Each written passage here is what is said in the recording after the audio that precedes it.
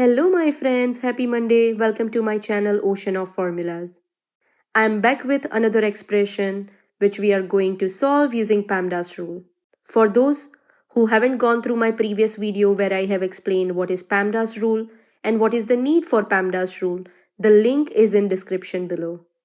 People generally make mistake while solving this expression. What they generally do?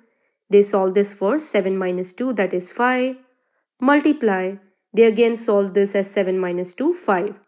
And they get the answer as 25, which is not correct at all. Now let's start solving this expression using PEMDAS rule. Just keep in mind we will start solving any expression from left to right. So first of all, we will check for parentheses. So yes, we have parentheses here. So we will solve this first. So 7 minus 2. Here we have the relation of multiplication. And 7 minus 2, that is 5. Now we will check for exponents. So we don't have any exponents here.